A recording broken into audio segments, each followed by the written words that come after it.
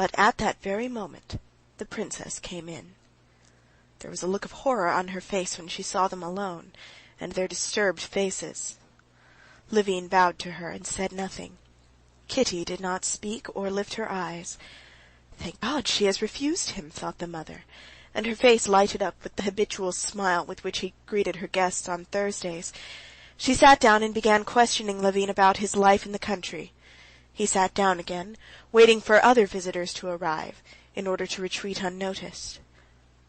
5 minutes later there came in a friend of Kitty's, married the preceding winter, Countess Nordston. She was a thin, sallow, sickly, and nervous woman with brilliant black eyes. She was fond of Kitty, and her affection for her showed itself, as the affection of married women for girls always does, in the desire to make a match for Kitty after her own ideal of married happiness.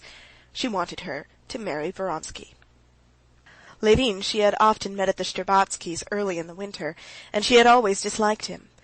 Her invariable and favorite pursuit, when they met, consisted in making fun of him.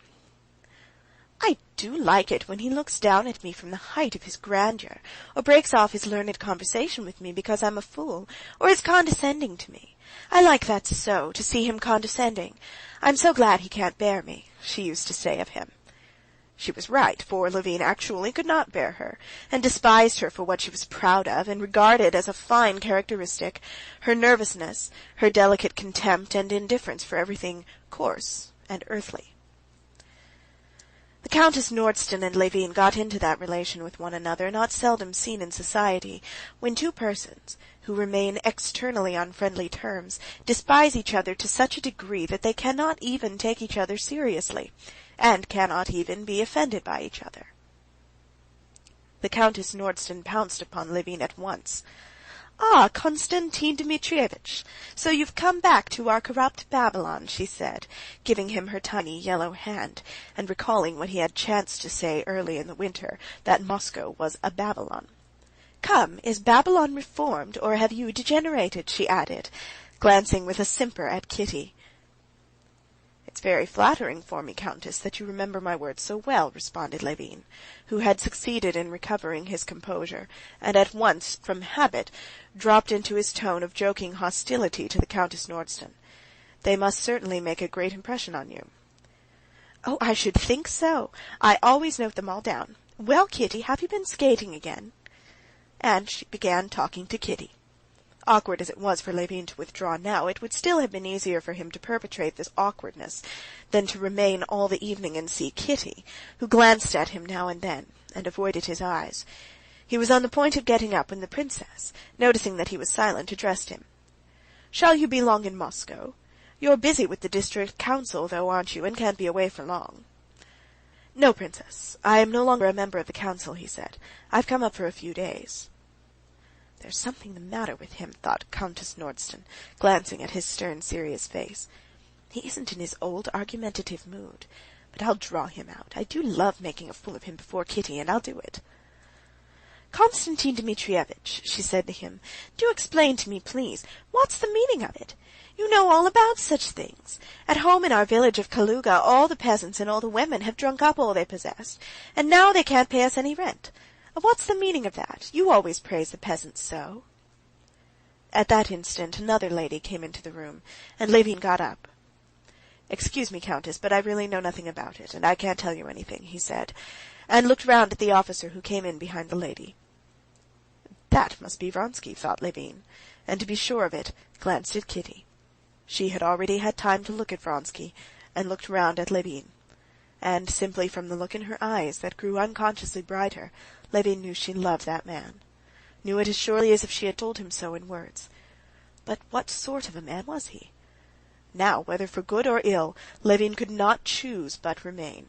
He must find out what the man was like whom she loved. There are people who, on meeting a successful rival, no matter in what, are at once disposed to turn their backs on everything good in him, and to see only what is bad. There are people, on the other hand, who desire above all to find in that lucky rival the qualities by which he has outstripped them, and seek with a throbbing ache at heart only what is good. Levin belonged to the second class, but he had no difficulty in finding what was good and attractive in Vronsky. It was apparent at the first glance. Vronsky was a squarely built, dark man, not very tall, with a good-humored, handsome, and exceedingly calm and resolute face. Everything about his face and figure, from his short-cropped black hair and freshly shaven chin down to his loosely fitting brand-new uniform, was simple and at the same time elegant. Making way for the lady who had come in, Vronsky went up to the princess and then to Kitty. As he approached her, his beautiful eyes shone with a specially tender light, and with a faint, happy, and modestly triumphant smile, so it seemed to Levin, bowing carefully and respectfully over her, he held out his small, broad hand to her. Greeting and saying a few words to everyone, he sat down without once glancing at Levin, who had never taken his eyes off him. "Let me introduce you," said the princess, indicating Levin. "Konstantin Dmitrievitch Levin, Count Alexei Kirillovitch Vronsky." Vronsky got up and, looking cordially at Levin, shook hands with him. "I believe I was to have dined with you this winter," he said, smiling his simple and open smile. "But you had unexpectedly left for the country." "Konstantin Dmitrievitch despises and hates town and us townspeople," said Countess Nordston. "My words must make a deep impression on you since they remember them so well," said Levin, and suddenly conscious that he had said the same thing before, he reddened. Vronsky looked at Levin and at Countess Nordston and smiled. "Are you always in the country?" he inquired. "I should think it must be dull in the winter." "It's not dull if one has work to do. Besides, one's not dull by oneself," Levin replied abruptly. "I'm fond of the country," said Vronsky, noticing and affecting not to notice Levin's tone. "But I hope, Count, you would not consent to live in the country always," said Countess Nordston. "I don't know. I've never tried for long. I experienced a queer feeling once," he went on. "I never longed for the country, Russian country, with bast shoes and peasants, as when I was spending a winter with my mother in Nice. Nice itself is dull enough, you know, and indeed Naples and Sorrento are only pleasant for a short time, and it's just there that Russia comes back to me most vividly, and especially in the country. It's as though—" He talked on, addressing both Kitty and Levin, turning his friendly, serene eyes from one to the other, and saying obviously just what came into his head. Noticing that Countess Nordston wanted to say something, he stopped short without finishing what he had begun, and listened attentively to her. The conversation did not flag for an instant, so that the princess, who always kept in reserve in case a subject should be lacking two heavy guns, the relative advantages of classical and of modern education and universal military service, had not to move out either of them, while Countess Nordston had not a chance of chaffing Levin. Levin wanted to and could not take part in the general conversation, saying to himself every instant, "Now go." He still did not go, as though waiting for something. The conversation fell upon table-turning and spirits, and Countess Nordston, who believed in spiritualism, began to describe the marvels she had seen. "Ah, Countess, you really must take me. For pity's sake, do take me to see them. I've never seen anything extraordinary, though I'm always on the lookout for it everywhere," said Vronsky, smiling. "Very well, next Saturday," answered Countess Nordston. "But you, Konstantin Dmitrievitch, do you believe in it?" she asked Levin. "Why do you ask me? You know what I shall say." "But I want to hear your opinion." "My opinion," answered Levin, "is only that this table-turning simply proves that educated society, so-called, is no higher than the peasants. They believe in the evil eye and in witchcraft and omens, while we—" "Oh, then you don't believe in it?" "I can't believe in it, Countess." "But if I have seen it myself?" "The peasant women, too, tell us they've seen goblins." "Then you think I tell a lie?" And she laughed a mirthless laugh. "Oh, no, Masha. Konstantin Dmitrievitch said he could not believe in it," said Kitty, blushing for Levin, and Levin saw this, and, still more exasperated, would have answered, but Vronsky, with his bright, frank smile, rushed to the support of the conversation, which was threatening to become disagreeable. "You do not admit the conceivability at all?" he queried. "But why not? We admit the existence of electricity, of which we know nothing. Why should there not be some new force, still unknown to us, which—" "When electricity was discovered," Levin interrupted hurriedly, "it was only the phenomenon that was discovered, and it was unknown from what it proceeded and what were its effects, and ages passed before its applications were conceived.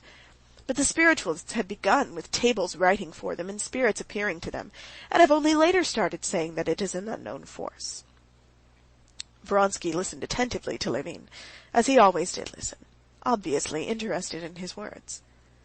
Yes, but the spiritualists say we don't know at present what this force is, but there is a force, and these are the conditions in which it acts. Let the scientific men find out what the force consists in. No, I don't see why there should not be a new force, if it... Why, because with electricity, Levin interrupted again. Every time you rub tar against wool, a recognized phenomenon is manifested. But in this case it does not happen every time, and so it follows it is not a natural phenomenon. Feeling, probably, that the conversation was taking a tone too serious for a drawing-room, Vronsky made no rejoinder, but by way of trying to change the conversation, he smiled brightly and turned to the ladies. "Do let us try at once, Countess," he said. But Levin would finish saying what he thought. "I think," he went on, "that this attempt of the spiritualists to explain their marvels as some new natural force is most futile. They boldly talk of spiritual force and then try to subject it to material experiment." Everyone was waiting for him to finish, and he felt it. "And I think you would be a first-rate medium," said Countess Nordston. "There's something enthusiastic in you." Levin opened his mouth, was about to say something, reddened, and said nothing. "Do let us try table-turning at once, please," said Vronsky. "Princess, will you allow it?" And Vronsky stood up, looking for a little table. Kitty got up to fetch a table, and as she passed, her eyes met Levin's. She felt for him with her whole heart, the more because she was pitying him for suffering of which she was herself the cause. "If you can forgive me, said her eyes. "I am so happy." "I hate them all, and you and myself," his eyes responded, and he took up his hat. But he was not destined to escape. Just as they were arranging themselves round the table, and Levin was on the point of retiring, the old prince came in, and after greeting the ladies, addressed Levin. "Ah," he began joyously, "been here long, my boy? I didn't even know you were in town. Very glad to see you." The old prince embraced Levin, and talking to him did not observe Vronsky, who had risen, and was serenely waiting till the prince should turn to him. Kitty felt how distasteful her father's warmth was to Levin after what had happened. She saw, too, how coldly her father responded at last to Vronsky's bow, and how Vronsky looked with amiable perplexity at her father, as though trying and failing to understand how and why anyone could be hostilely disposed toward him, and she flushed. "Prince, let us have Konstantin Dmitrievitch," said Countess Nordston. "We want to try an experiment." "What experiment? Table-turning? Well, you must excuse me, ladies and gentlemen, but to my mind it is better fun to play the ring game," said the old prince, looking at Vronsky and guessing that it had been his suggestion. "There's some sense in that, anyway."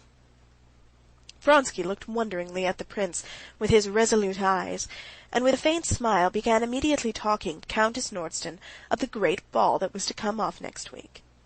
"I hope you will be there," he said to Kitty.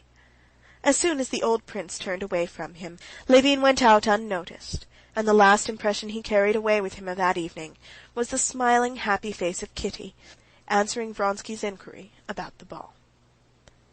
End of chapter 14. This recording is in the public domain.